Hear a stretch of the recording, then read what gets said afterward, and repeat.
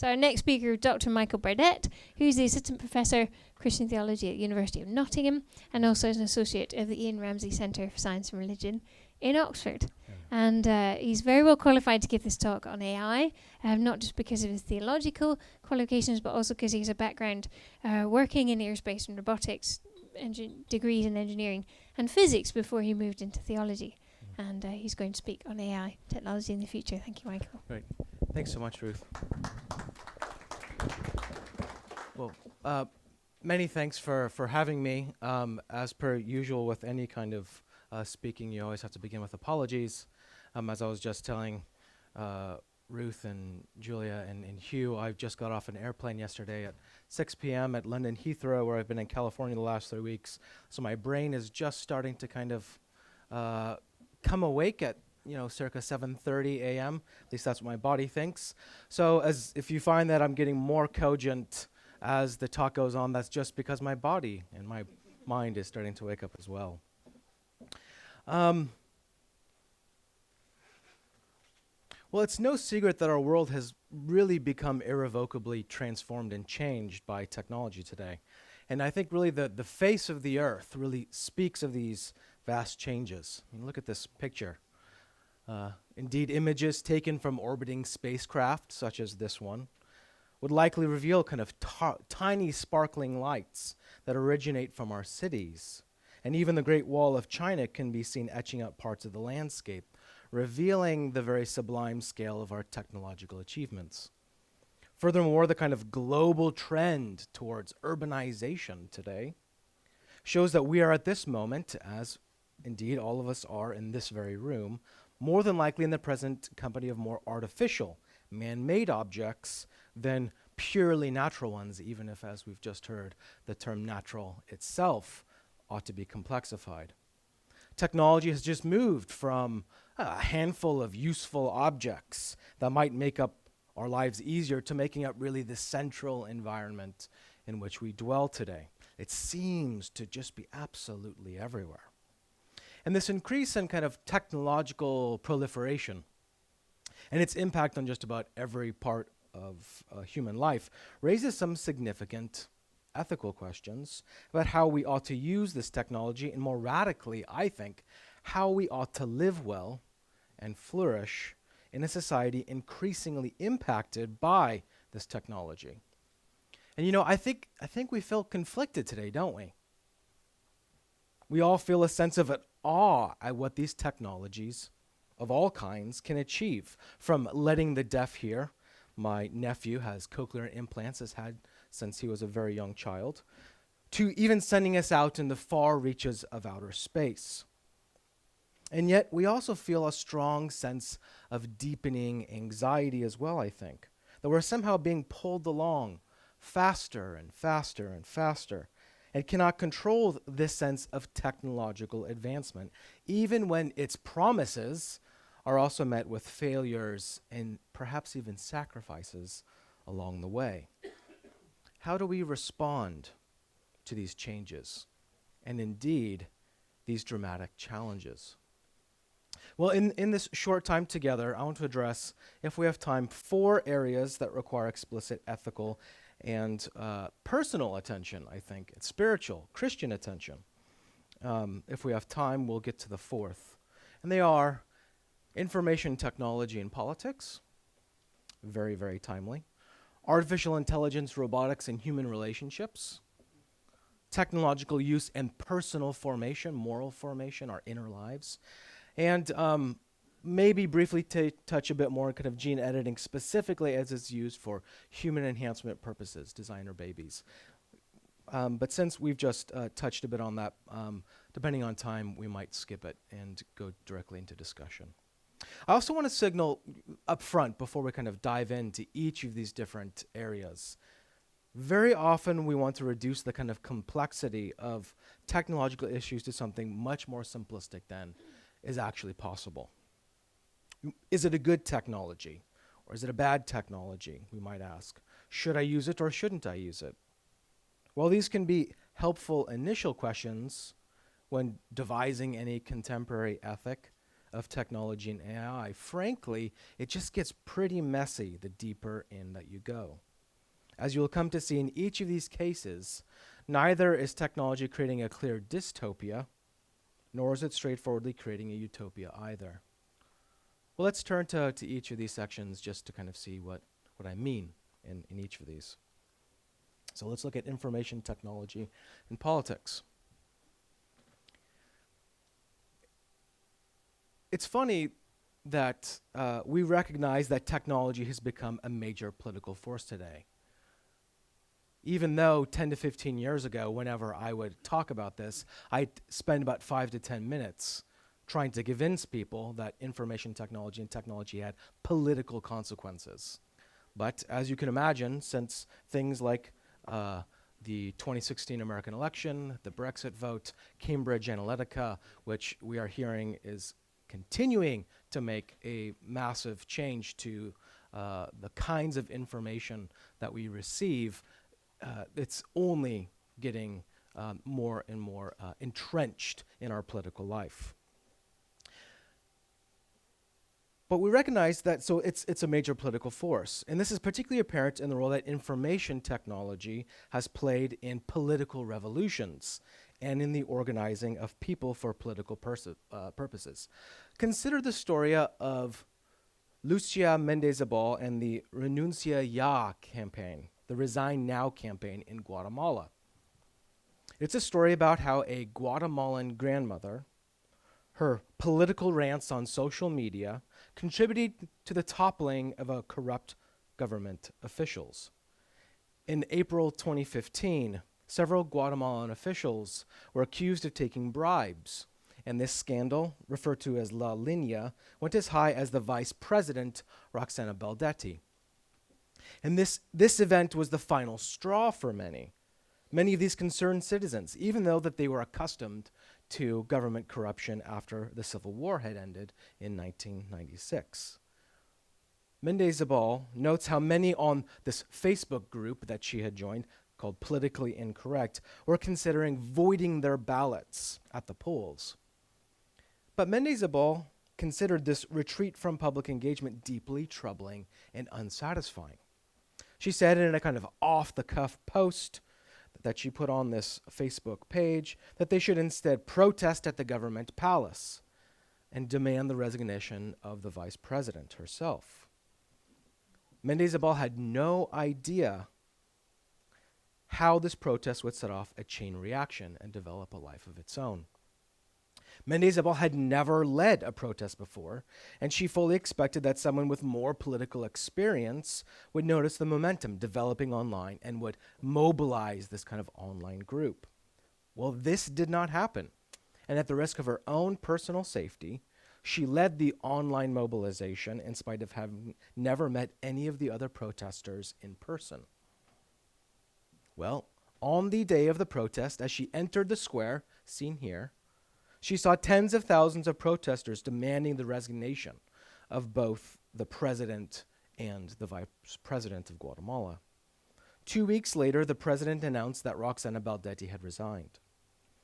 Gabriel Torres, a journalist from the BBC Mundo, said this: "In a matter of days, the Renuncia Ya achieved something almost unheard of in Latin America, a peaceful movement organized online which received real results."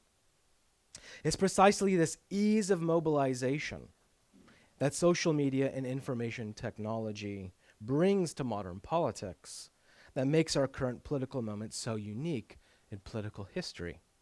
Indeed, Mendezabal's experience is not unique, nor even probably the most visible political upheaval to be aided by information technology. Consider the Arab Spring. Taking place, you might remember, the Arab Spring took place between 2010 and 2012 and refers to a series of revolutionary protests, riots, and civil wars in countries such as Egypt, Tunisia, Libya, and Syria. What's interesting is that journalists would often remark during these uprisings that the quintessential picture of the revolutionaries was an upraised arm in protest with a smartphone in hand. And the picture seems fitting given that so much of what defined these revolutions was their grassroots nature and the social and political activism which relied so heavily on social media to organize the resistance and disseminate the oppressive atrocities to the rest of the world. Since that time, there has been great speculation, indeed social scientific studies, devoted to the actual influence of things like Twitter and Facebook in political coups and the real toppling of these dictatorial regimes. And final analysis by those on the ground has shown that information technology did help to mobilize protests and political actions in some of these kind of local situations, so Facebook in Tunisia. But often it was the dissemination of political events on social media to both those in the country and outside it that made such a significant difference to these revolutions. Indeed, many oppressive regimes actively sought to close down public gatherings and the kind of nascent online activity, thus revealing how important virtual communication and dissent was to these rebellions. Not only has information technology become an important political consideration because it has been used to actually organize people for political dissent, it's also important because the way it democratizes communication and information when political power seeks to control their constituents through subterfuge, through misdirection, and through silencing of speech. And yet, while many other examples could be cited where information technology has enabled genuine political goods, as I said earlier, in more recent times, we've become awakened to the fact that it need not do so. It can actually be an agent of suppression and indeed of injustice.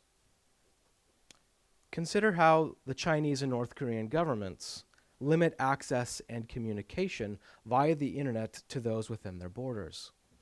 If you happen to travel to, for example, Beijing, China, as I did some 3 or 4 years ago, wanting to access your Gmail or Google email, you will find you won't be able to do so. And this is intentional. This has allowed local Chinese technology companies to spring up in the absence of their international counterparts. So you have lots of kind of, local Chinese equivalents of more Western global companies. So you have things like Alibaba in place of Amazon, or Tencent, which is like Facebook, or Baidu, which is like Google, or Youku for YouTube. This has certainly meant that China itself can reap the benefits of the economic development instead of shipping it abroad to other companies. However, the technocratic control can also be frightening. Aside from obviously limiting dissenting political voices by literally shutting down blog sites and other journalistic sources that don't fall into line with the current Chinese government's mandates, the Chinese government has just instituted a social credit system. If you have seen a recent episode of the celebrated British television series Black Mirror, anybody seen Black Mirror? Maybe this is why I see such angst on your faces. If you've seen that show, you might be privy to the concept of others scoring, liking, and ranking each other's social and business interactions. It's a bit like social media or business sites today, like Yelp. China is literally experimenting with giving individual people reputational scores, which if it drops too low, could lead to consequences such as banning you from flying or getting on the train, throttling your internet speeds, banning you or your kids from the best schools, being publicly named a bad citizen. The most egregious thing is not knowing how these scores are completely tabulated and could ruin someone's life completely, as those who have seen the particular Black Mirror episode that particular episode is precisely about the damage that can be wrought and done. Of course, many more examples could be cited where information technology and politics meets. Think of things like hacker manifestos, the WikiLeaks scandals, and more recently, Cambridge Analytica, feeding targeted information over social media to influence the Brexit vote here in Britain and the election of Donald Trump to the American presidency. This new power of information technology can be used for Orwellian suppression of freedom of speech, as we saw in China. It can provide a platform for the oppressed, where none other exists, as we saw in the Arab Spring. Or it can be used to conduct political partisan warfare, as we saw in the Brexit and the 2016 American election. We find that sizing up the social and political impact of information technology is neither explicitly a Tower of Babel nor a clear advancement of the kingdom of God. Rather, the aims, purposes, and already existing power structures often amplify what already exists for good or for ill. All right, let's look at the next kind of section of where technology is impacting us. Well, in one way or another, we're being told that artificial intelligence is going to transform our lives in the next several decades. I've heard many technology experts say that it will overhaul the fabric of our businesses as much as electricity did some several hundred years ago. Most public attention seems to focus on the ethics of AI and things like driverless cars, or even the possibility of how we understand, the personal status of strong AI, often referred to as artificial general intelligence, that might exhibit kind of uncanny rational and social behavior. Are these persons? Well, and I think while these are kind of interesting and perhaps important topics to consider, I think they often eclipse and shield us from some more fundamental issues happening right now that impacts our personal relationships. I'm talking about the way that AI and robotics, more generally, are finding their way into our everyday existences and are getting woven into the fabric of our social lives. Allow me to explain. AI is increasingly used in social media platforms, and hence is mediating the way we interact online and outside of it. Now, we need to remember that AI is not equated with robotics. Most artificial intelligence just sit on a server somewhere, going through large data sets and picking out patterns. So in the case of this social media, it might sort through all your friends' statuses and all your likes and preferences to help determine what information to feed you and show you in the future. What's important to note is that the artificial intelligence is only as good as the programmer that creates the parameters for learning and what data sets it uses to train the artificial intelligence. The judgments of the programmer make a very large difference, and sometimes this can mean the social biases of the programmer, typically, let's be honest, young white males, show up. For example, in 2015, Google had to apologize after its Google Photos app mistakenly labeled black people as gorillas, likely due to an inadequate data set that they had trained the AI that ran this particular app had been trained on. Brian Brackeen is the black founder of a Miami-based facial recognition company, Kairos, recently said that coded bias in algorithms meant that technology should never be used by law enforcement. Facial recognition has largely failed in practice in open environments in the West. Trials here in the United Kingdom by police have resulted in almost 91% of cases being false positives. We need to be aware of the limitations of current AI, and experts are just beginning to take note that social and political issues are all over the development of AI because of the way we train, develop, and seek to instill our judgments and values in them. But let's also consider the area of sociable robotics. Here we have objects that are intentionally created to be seamless with our expectation of what constitutes a person. These robots may have eyes, a human-like face, convey intention through mechanical movements, and have even realistic-looking skin. They prey on our inherent propensity to anthropomorphize, and as such, we are often captivated by them. Sherry Turkle, who's an MIT psychologist, has been researching human interactions with these sociable robots for the past 30 years.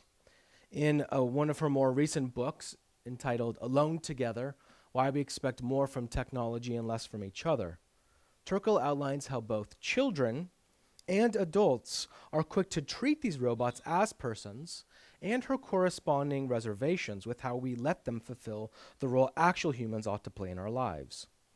She gives countless examples of children and adults employing what she calls a functionalist ontology in reference to these sociable robots, in what she refers to as they're alive enough, alive enough.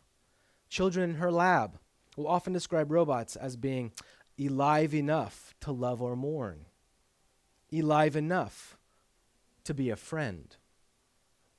And this troubles Turkle, who's a psychologist, for she explains that it elucidates a growing, slippery ontological slope in these children's treatment of entities that they come across in the world. As an example, Turkle describes a very telling scene that she had with her daughter while she was queuing up at the American Museum of Natural History in New York. And she's queuing, her child is next to her, and her child sees two tortoises that have been flown or shipped in from the Galapagos Islands as part of an exhibition on Darwin. Her child runs over to the tortoises, inspects and kind of scrutinizes the tortoises, and then she goes back to her mother and exclaims, "They could have just used a robot." Turkle comments that after asking many of the other children whether they cared that these two tortoises were alive, she concluded that, quote, for them, the children, in this context, aliveness seemed to have no intrinsic value. Rather, it was useful only if it was needed for a specific purpose. Hence the functionalist ontology. It was useful only if it was needed for a specific purpose. Well, this functionalist ontology is not only being reflected in the demeanor of children towards these robots, for Turkle finds similar behavior with the elderly. Her research takes her to nursing homes, where she will leave for several weeks, one of 3 sociable robots that were on and have been on the market. And she finds at first that many of these elderly are suspicious of the objects and don't know what to do with them.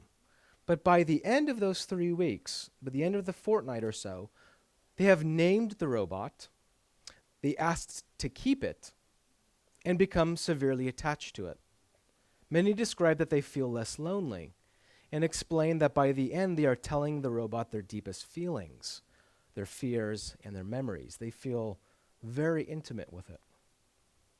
Many robotics creators Turkle encounters speak towards the overall benefits of these sociable robots. The elderly can be assisted with physically moving around their house, be reminded of when to take medication, or can fetch something from the cupboard. The sociable behaviors programmed into the robot help the elderly to use it more intuitively and better, but increasingly they're being marketed as a way to combat loneliness.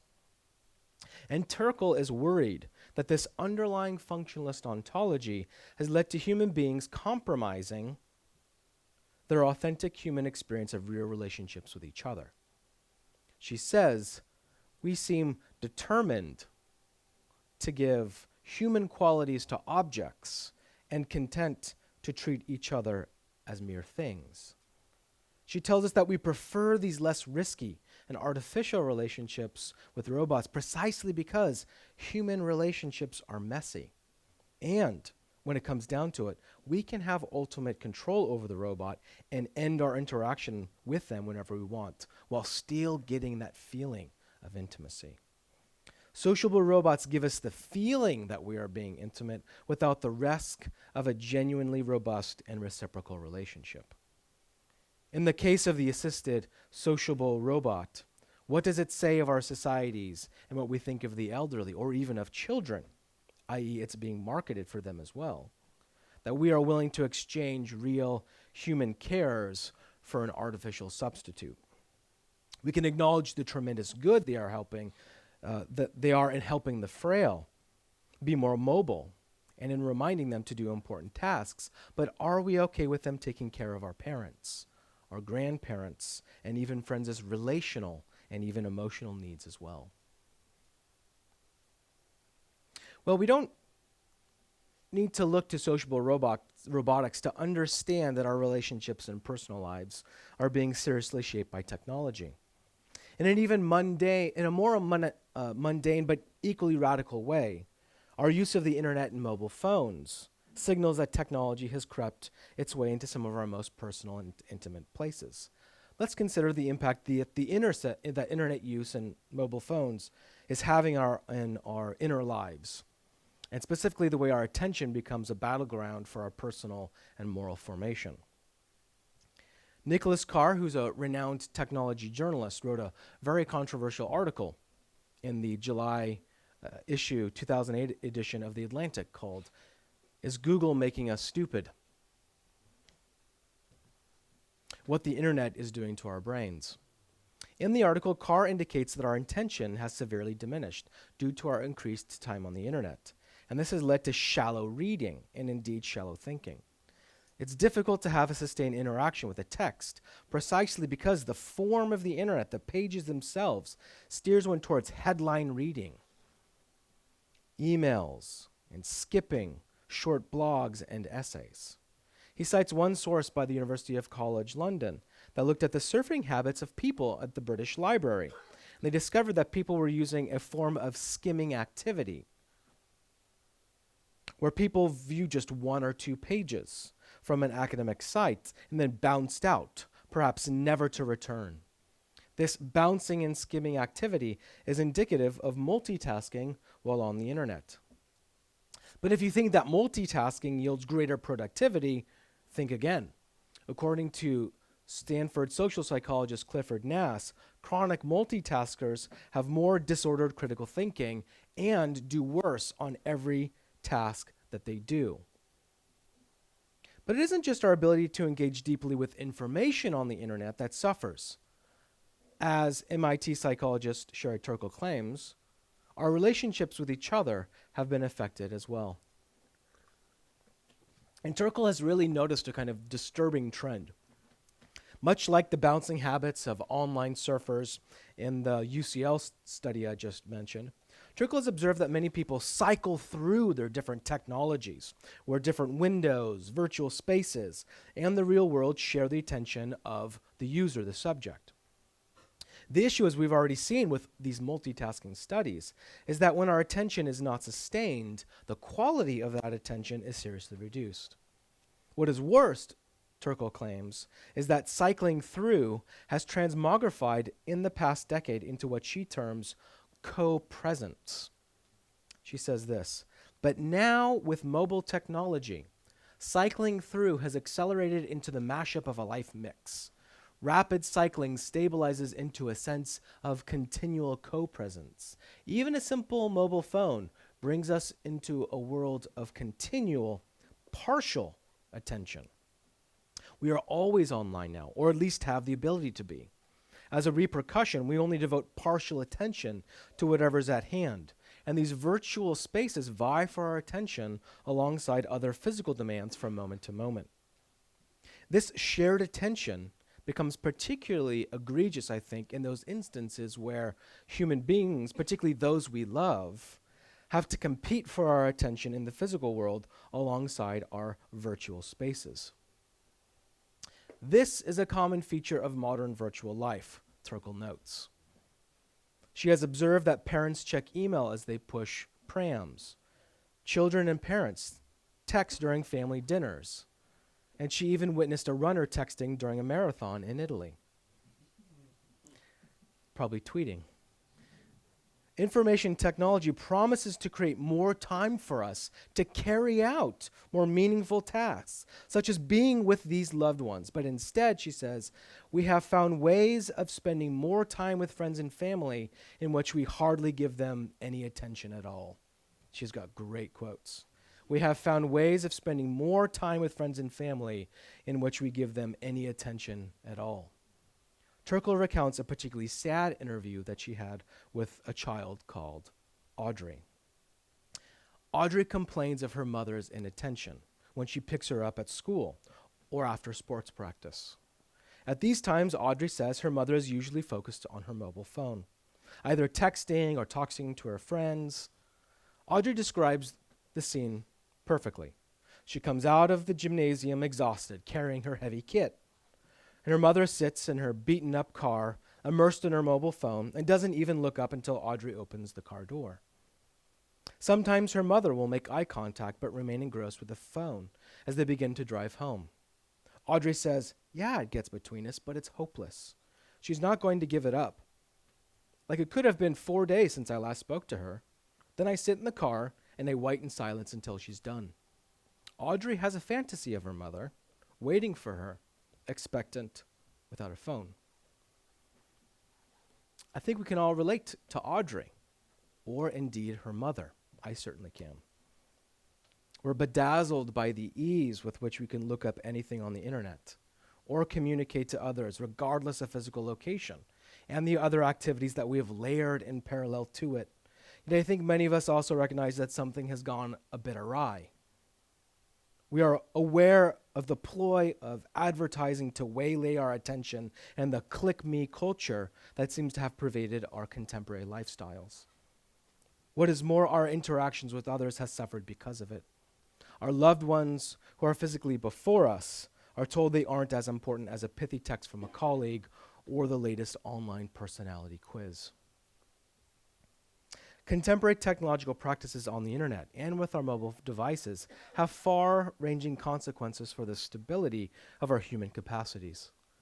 So much so that the way in which we interact with information and others online drastically affects our attention and ability to think. As we have seen, this has repercussions beyond our interactions through virtual media because it has pervaded and changed and structured our lives outside of it as well. Our personal lives are being transformed by technology, and this ought to concern Christians and other religious people. Why does this matter for the spiritual life? Well, the great Christian spiritual writer Simone Weil has this to say about attention.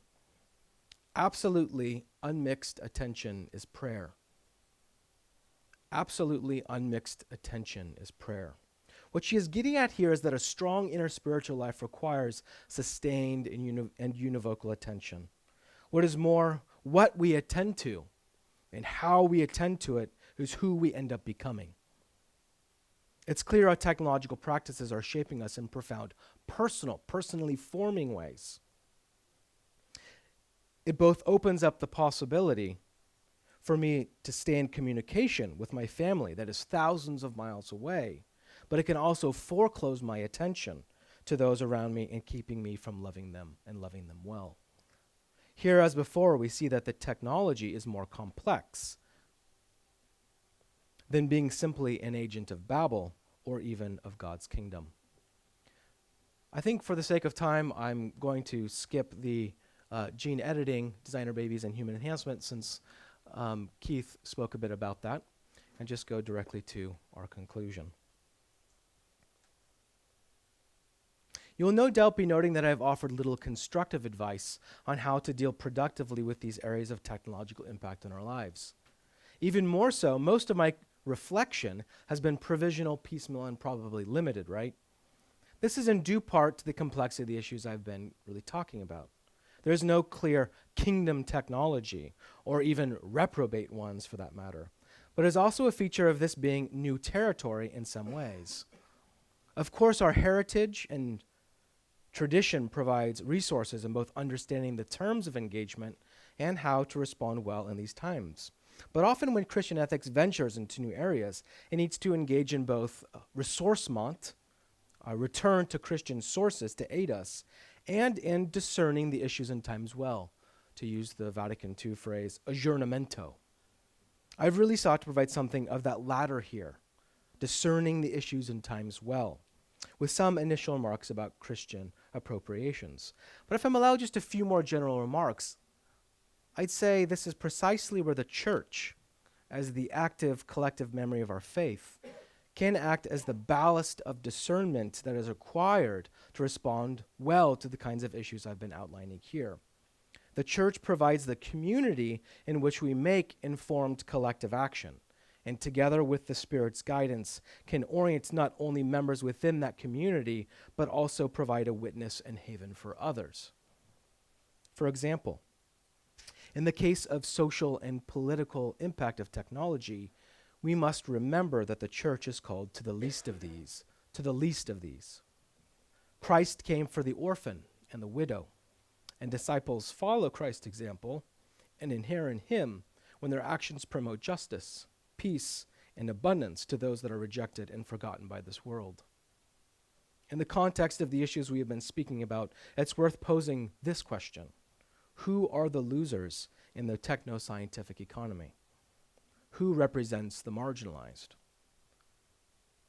Sadly, it's likely those who are already in politically oppressive regimes, where the strong arm of surveillance represents just another cog in the debilitating machine of corrupt power. It's those that labor without a decent wage in unsafe factory conditions to produce the very devices in our pockets. And in the case of sociable robots, it is likely the elderly, children, and others that aren't seen to be productive members of society who are frail and in need of aid. This is precisely where the church, as the church, can provide such a witness. We are called to serve the least of these in this new techno-scientific economy.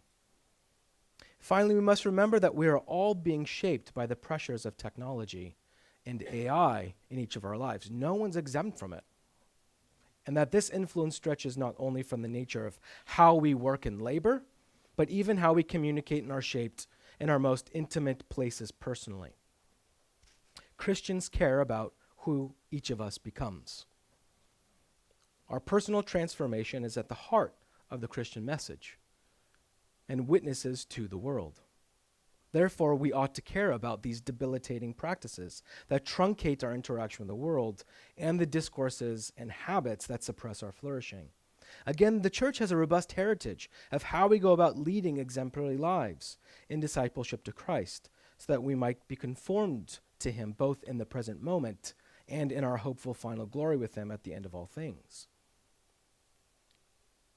The question is, how can we exemplify the virtues of discipleship in an age of technology and AI? Our technological habits and practices shape us personally, morally, and spiritually. And it's time we recognize that, so we might invite the God of transformation into those very spaces as well. Thanks.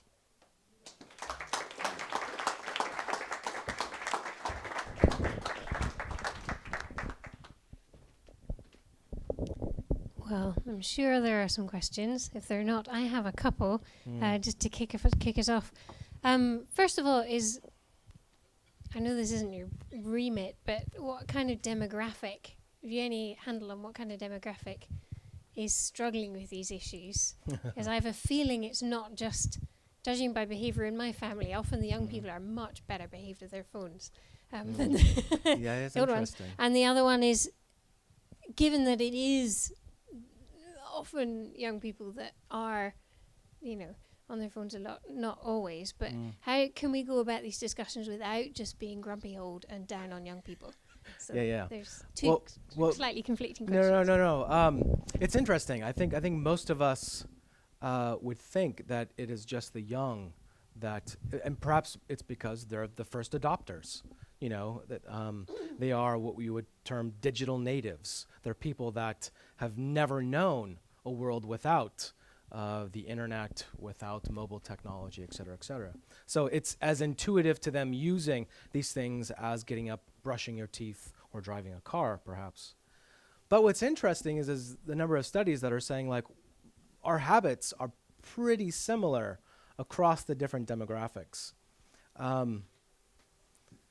My parents, my in-laws, I have many different images of, going into our living room, perhaps after, tea, in the afternoon, and everybody kind of gets on their iPads. Maybe somebody's looking at YouTube. My dad is, looking up, a way to unclog the sink, or as, looking at various channels or things like this. It's not just the young. It's not just the young. So perhaps that then, helps with the second question of making it seem that it's not just, grumpy older people saying that you should do it. We all struggle with it. The young do. We struggle with it as well. So it's a matter of how are those practices shaping us and shaping us well. So it's about what are our values? Who do we want to become? And that has to be, I think, the way that we couch the conversation in the first place. There's a show of hands. Great. Shall we start at the back, Alice, over here? Thanks. Thank you very much for your talk. Very, very interesting. I wanted to ask you a question about artificial intelligence and supercomputers, because as a layperson, one reads about how the development of computers are advancing to such an extent that within a very short period of time we will have computers which can think better than human beings. And we're therefore at the advent of computers which will probably be able to control us and think themselves. To what extent are those dangers being addressed in the academic world, and to what extent will governments take any will kind of be wary of those developments in trying to limit the use of supercomputers? So the first thing I probably want to pick apart is the use of the word think, and what you've been saying, that supercomputers will think in the first place. And at least since, Marvin Minsky or even Alan Turing and the Turing test, people have complexified precisely what we mean by artificial data processing or things like this. Are these thinking machines? And by using that term, are we then saying that something like the thinking that we do as human beings is of the same kind of variety of thinking, or perhaps even intelligence, right? This is the whole idea of artificial intelligences. And I would certainly want to say we need to challenge in the first place that these supercomputers are thinking in the same kinds of ways that human beings are. Now, of course, you have lots of people that actually analyze the way that the human brain computates information through neural networks, through pattern recognition, and actually you're getting more and more different kinds of designs of artificial intelligence, of utilizing different ways of creating artificial intelligence that uses the benefits of the way that human intelligence operates, and also the kind of gross computing power of superintelligence. So that's probably the first major caveat I'd want to say. But what I really hear you saying is certainly supercomputers can process information a lot faster than we can. And then therefore also they can make kinds of computational judgments that we would never be able to keep up with in terms of what kinds of judgments they're being made, right? And so then who becomes responsible,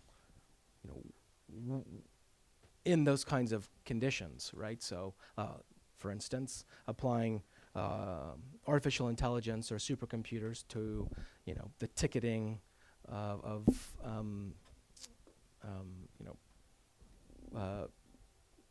car infractions. If you park somewhere wrong, or instead of having a judge take every single case, have to make a judgment on something, allow a supercomputer to do it. Well, then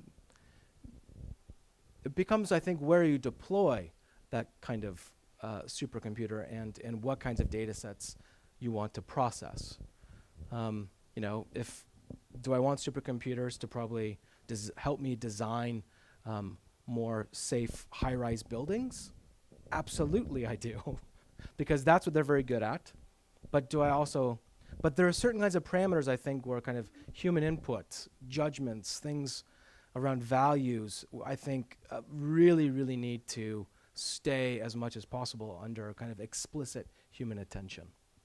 Does that make sense? And that's certainly adjudicating where it gets applied is probably one of the biggest issues in the kind of ethics of artificial intelligence and supercomputing today. Great. And I think there was a question just in the row in front. Yes. You can wait.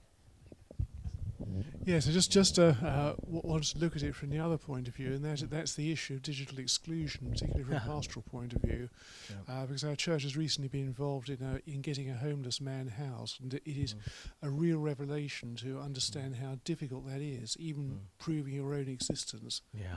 To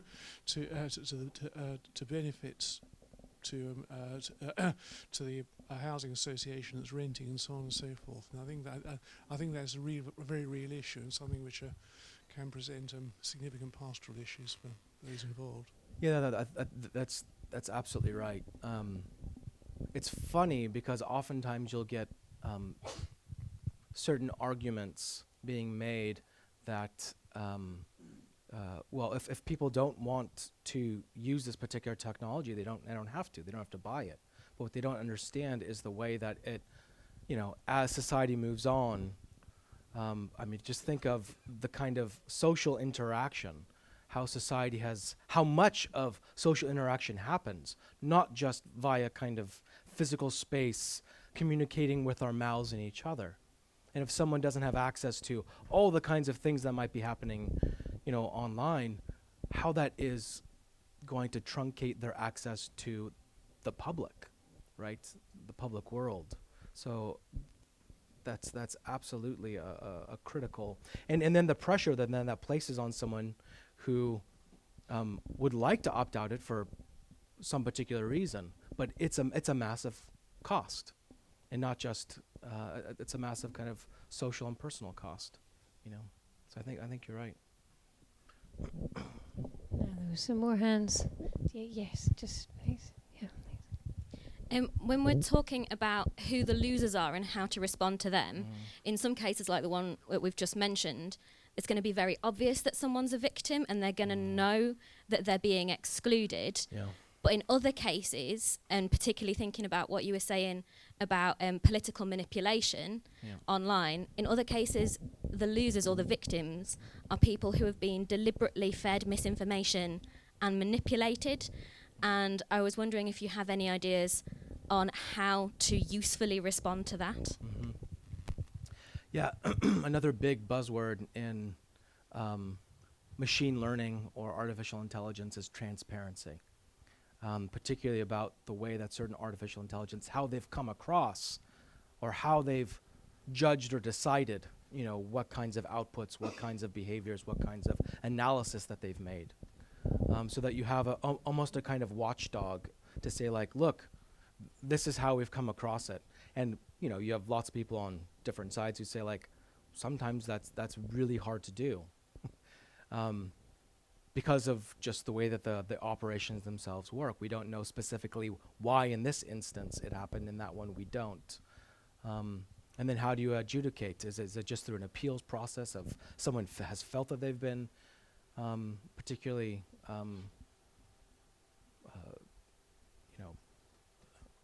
felt that things have been unjust for them? So transparency seems to me to be one of the ways in which they're trying to address that kind of issue. Transparency with the kinds of judgments that the computer programmer uses to make some kind of bot to go through your information, and make that readily available on the internet, in the kind of packaging that you get when you perhaps purchase something that has something related to it, or also even the kind of data sets that it kind of gets trained on. But also seems to me that this is, I think, where journalists and the public have a large role, and church leaders as well, who can really kind of represent, I think, these people who often don't really have a platform really to speak on their behalf. But you're right. I mean, it is a great fear of mine that there's just a lot of people who are losing out that don't know they are. And I think that's a major worry of many people, I think, in the field. Great. No, there's a whole flurry of hands. There was someone patiently over here, about halfway up. Yes, the gentleman. Thank you. We refer to some things to highlight the power of social media, such as the Arab Spring or the democratization of knowledge. But in some ways they seem to show the inadequacy, because the Arab Spring in many ways failed. I think possibly apart from Tunisia, no good change happened, and it was taken over, either failed or was taken over by extremists. And looking at the other issue, social mobility seems to be decreasing rather than increasing in many ways. And I'm wondering where we can pinpoint the inadequacy of the technology in actually affecting these positive social changes. Yeah, it's really interesting with the Arab Spring, right? Is all it did was help ease the mobilization of those particular groups. So really, it was about how effective they were at toppling the dictatorial regime. It said nothing about the adequacy or the good of what would replace it, right? And those are issues that information technology will never be able to address, because that's not what they're there. It's there to essentially mobilize and disseminate the information. It could be junk information. It could be terrible regimes that replace it, right? So adjudicating what the political and public good would be, I mean, it's the means by which it gets delivered. It's I think it's in some ways, the medium is not the message. To go against a famous phrase by Marshall McLuhan, that the message really still does matter on what precisely is being delivered. Time for one more question. Speaking of giving people a voice, is there anyone who's not yet asked a question today who would like to? No pressure. Otherwise, we will. Yeah. Oh, yeah. Yeah, thank you. It was just on the statement where you said, "Are we okay with robots taking care of our parents?" Yeah. Should it not be more about what they feel as opposed to what we feel? Well, sometimes they're not aware enough to, by the time they need those sociable robots, to make those kinds of decisions. And I think at some point, especially if if they have gotten to a point physically, or even, if their mental decline tracks their physical decline, and you are then responsible for at least the twilight years of your parents, you might be having to make those kinds of choices between. This is very real with the grandparents, that I have, and I've seen with my own parents. If I had to make decisions, do we put them in 24-hour care in, a facility that costs, probably a certain amount of money, or, could it be a combination of, an assisted robot living in their own home, where we don't have to actually uproot them from their own place, their own things, where all these memories have been kind of created. So certainly, they need to be thinking about those kinds of questions. But it's not just in our twilight years that we have to do it. We will often have to be responsible for others as well. And it's not just our parents and grandparents, but those who are church leaders. If those parents and grandparents come to you and ask, should I have this robot in my house? Or in the house there. So I think it's anybody in positions of influence and power about that. Yeah. On that somewhat sober note, we'll say thank you to Michael and Thanks, we'll go for a coffee.